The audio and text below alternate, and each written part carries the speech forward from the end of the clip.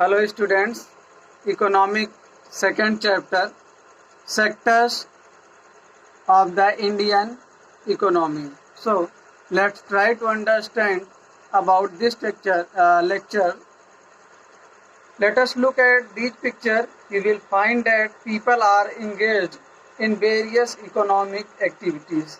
तो आप इस बुक में के जो पिक्चर्स में देखेंगे कि लोग बहुत सारे इकोनॉमिक एक्टिविटीज़ में रिलेटेड हैं। यहाँ पर आप देखेंगे कि पोस्टमैन है जो लेटर डिलीवर कर रहा है, सर्विस प्रोवाइड कर रहा है। यहाँ पे पोर्टर है, ये कूली जो सर्विस प्रोवाइड कर रहा है। और यहाँ पे आप देखेंगे ये ब्रिक जो है बनाया जा रहा है ब्रिक इंडस्ट्री में।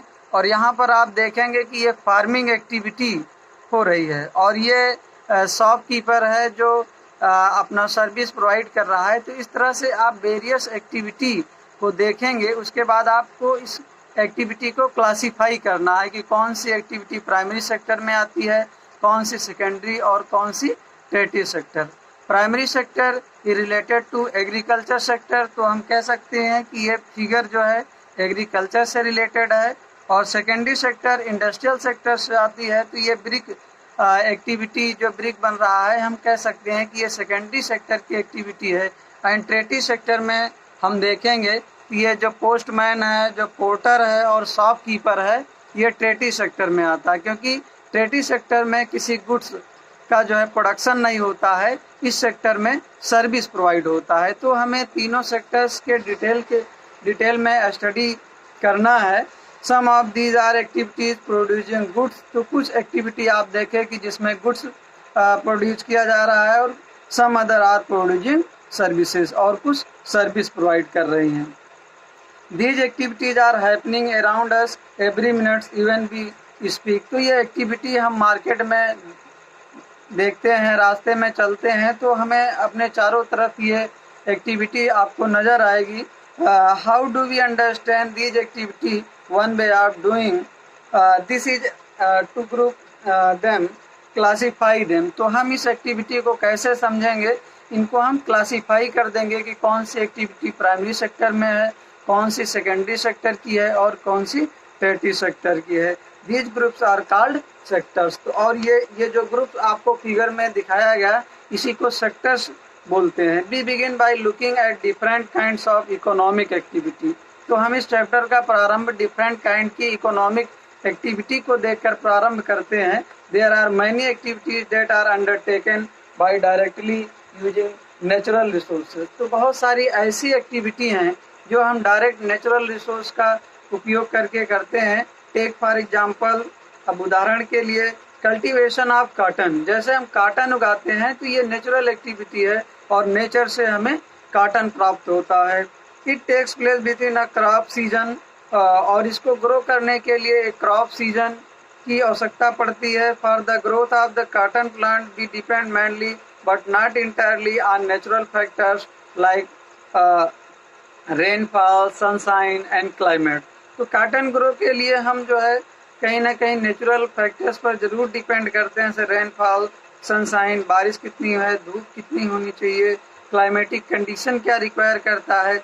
The product of this activity cotton is a natural product. इस तरह से ये जो प्रोडक्ट है कॉटन, ये नेचुरल प्रोडक्ट है। Similarly in the case of an activity like dairy. अब हम नेक्स्ट एग्जांपल जो है डेयरी का लेते हैं। We are depend on the biological process of animals. तो डेयरी में हम बायोलॉजिकल प्रोसेस पे डिपेंड करते हैं।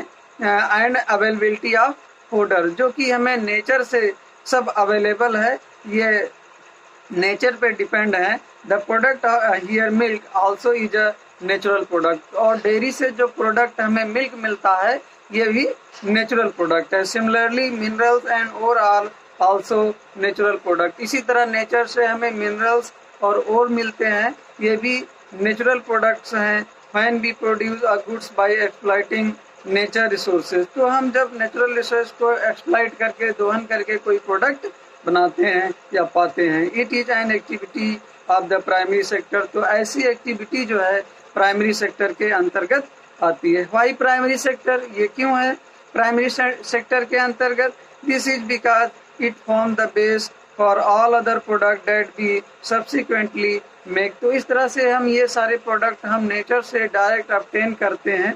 Since most of the natural products we get are from agriculture, dairy, fishing, forestry, this sector is also called agriculture sector. तो इस sectors के जो एग्जाम्पल हैं प्राइमरी सेक्टर्स के, अगर हमें एग्जाम्पल देना है तो बच्चों आप लोग एग्रीकल्चर लिखोगे, डेयरी लिखोगे, fishing, forestry, and this sector is also called agriculture and related sector. तो इस प्राइमरी सेक्टर्स को हम एग्रीकल्चर और रिलेटेड सेक्टर्स बोलते हैं।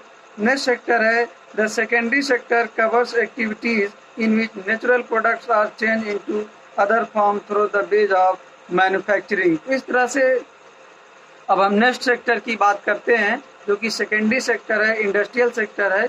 इस सेक्टर्स में हम नेचुरल प्रोडक्ट्स को जो है मैन्युफैक्चरिंग के हेल्प से कोई न्यू प्रोडक्ट में चेंज कर देते हैं। ये इंडस्ट्रियल एक्टिविटी के माध्यम से होता है। It is the next step after primary. तो प्राइमरी के बाद ये सेकेंडरी स्टेप है, सेकेंडरी सेक्टर्स है।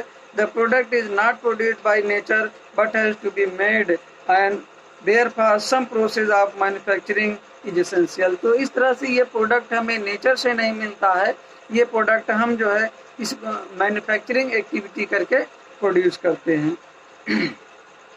This could be in factory, और ये उत्पादन कहाँ होगा? फैक्ट्री में, वर्कशॉप में, आर एट होम, अथवा हम घर पर इसका प्रोडक्शन करते हैं। फॉर एग्जाम्पल अब सेकेंडरी सेक्टर्स में क्या आते हैं? Using cotton fibre from the plant. देखिए हम कॉटन फाइबर प्लांट से यूज करते हैं। We spin yarn and we cloth. तो हम कॉटन प्लांट से जो है, कॉटन से हम यार्न बनाते हैं और यार्न से कपड़ा बुनते हैं। नेक्स्ट एग्जांपल क्या है बच्चों? Sugar cane as a raw material we make sugar or good.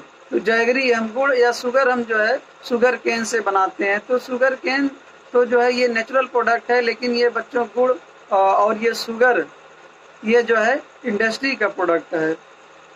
We convert earth into bricks and use bricks to make houses and buildings. तो हम अर्थ को कन्वर्ट करके ब्रिक्स बनाते हैं और ब्रिक्स का यूज हाउस और बिल्डिंग्स बनाने में करते हैं। Since this sector gradually become associated with the different kind of industries that came up. तो इसलिए इस सेक्टर ये जो है इंडस्ट्री से रिलेटेड है। It is also called industrial sector. तो इसलिए ये सेक्टर जो है बच्चों इंडस्ट्रियल सेक्टर के नाम से भी हम जानते हैं। Secondary sector is also known as industrial sector. After primary and secondary there is the third category of activities that falls under tertiary sector. तो प्राइमरी सेक्टर और सेकेंडरी सेक्टर के बाद ये थर्ड सेक्टर है, टर्टरी सेक्टर्स है, and it different from the above two. और ये दोनों सेक्टर से बिल्कुल डिफरेंट है। और डिफरेंट कैसे है चलो आगे हम जानते हैं। These are activities that help in the development of primary and secondary sector। ये एक ऐसी एक्टिविटी है बच्चों टर्टरी सेक्टर जो प्राइमरी और सेकेंडरी दोनों सेक्टर के विकास में हेल्प करती है, असिस्ट करती है। These activity by themselves don't produce a good।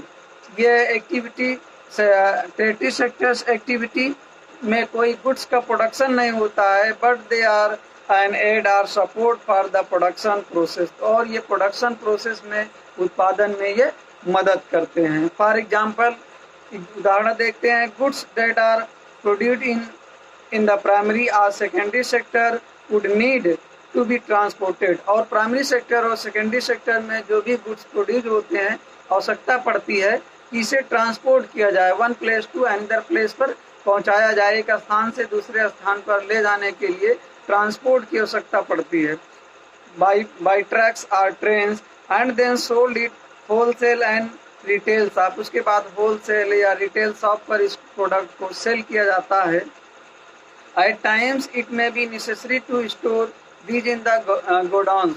और इसके अलावा इस प्रोडक्ट को गोडाउन में भी स्टोर करने की ज़रूरत पड़ती है। We also may need to talk to others over telephone. इसके अलावा हमें फोन्स पर जो है बात करने की आवश्यकता पड़ती है। और सेंड लेटर भी भेजना पड़ता है जो कि कम्युनिकेशन के अंतर्गत आता है। और बारो मनी फ्रॉम द बैंक्स, अथवा बैंक से लोन लेना पड़ता है इंडस्ट्री को सपोर्ट करने के लिए, प्राइमरी एक्टिविटी को सपोर्ट करने के लिए, to help production and trade, तो व्यापार में मदद करने के लिए। इस तरह से बच्चों जो टर्टरी सेक्टर्स में ट्रांसपोर्ट, कम्युनिकेशन, बैंकिंग, गोडाउन्स, ये सारे असिस्ट कर रहे हैं, हेल्प कर रहे हैं। Transport, storage, communication, banking, trade are some example of tertiary activities. Since these activities generate services rather than goods, इस तरह से ये एक्टिविटी टर्टरी सेक्टर्स जो है ये सर्विस प्रोवाइड कर रही है, गुड्स का कोई प्रोडक्शन नहीं हो रहा है। The tertiary sector is also called service sector, और टर्टरी सेक्टर जो है सर्विस सेक्टर के नाम से भी हम जानते हैं। Service sector is also include some essential services. देखिए सर्विस सेक्टर में कुछ और भी आवश्यक सेवाएं आती हैं, डेट में not directly help in the production of goods, लेकिन ये गुड्स के प्रोडक्शन में तो हेल्प नहीं करती हैं, लेकिन ये सर्विस प्रोवाइड करती हैं जरूर।